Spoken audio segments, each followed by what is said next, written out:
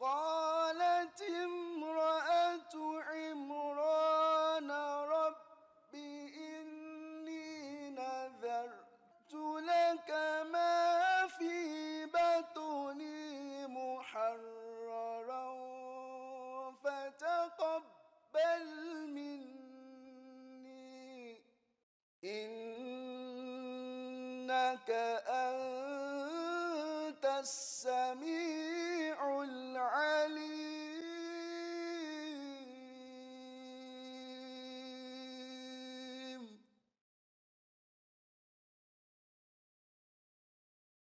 The first question is why do it? I think it's something intrinsically built inside someone from an early age to become Waqf Zindagi. And I remember when I was younger, I always knew that I was in the Waqf scheme, and there was something really special about that. And there was a lot of high expectations in the way that Waqf should present themselves, should behave, should deal with the outside world, and going to college and university in this country. I always had this thing that I had to show something special. Waqf is an incredibly important thing. We've all heard of the very famous hadith, and it always strikes very true to my heart, that nothing can fill the mouth of a man other than the dirt of his own grave, in that he's always hungry for more. And yet we also understand that the true contentment of an individual is in the worship of Allah. And the concept of Waqf is something that marries these two things together beautifully. We all in our lives want to do something worthwhile and something which means something and makes a difference.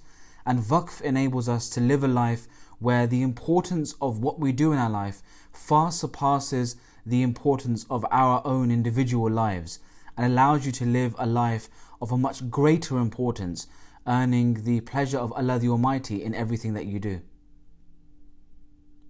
I remember even in university, it was funny because during my lectures, I would be texting, people for my Jamaat role, which at the time was in Atfal Lamdiya or in Khudam Lamdiya, and I would take it so seriously that even at school I would be running back to at that time Badr Futur in the Khudam office afterwards, after university lectures, and be doing my work late into the evening, and I would even spend more time on my Jamaat work than I would on my schoolwork, and that's not, obviously it's not a good thing. It's not something that I would tell other people to do, but it was my inclination was towards doing the Jamaat work. Assalamu alaikum warahmatullah. My name is Ismail Ahmed and I'm a fourth year student of Jamia Ahmadiyya UK. So the reason which I joined Jamia was because I wanted to help the Jamaat in the best way I could. Growing up, not being a Waqf, I was always feeling a bit left out, that I wasn't part of this blessed scheme. And getting to my GCSEs and A-levels, I had already decided that whatever I may do, whatever I may become, whichever profession I may get into, I was going to dedicate my life for the cause of the Jamaat, for Ahmadiyyat. And getting closer to that day where I had to make a decision of what I wanted to be in life, I had it in my heart that the best way which I can help the Jamaat, the best way that I can fulfill my work by doing Waqf Zindagi, was by coming to Jamia, by becoming a Murabbi. So this is the main reason which I joined Jamia. And it wasn't something that I was forced to do, or that I had to do because somebody was going to tell me off, or I didn't, there was a report going to be against me, or I wasn't serving in the way that I should be. It was that there was like I said, an inclination or like a pull or a attractiveness towards doing the Jamaat work that I had over other things. So when people would say to me, they're going to go and do stuff after after university lectures or after school, for me it was like, oh, I've got to go back and write this article, or I've got to make this magazine, or I've got to design that, or I've got to take that conference call.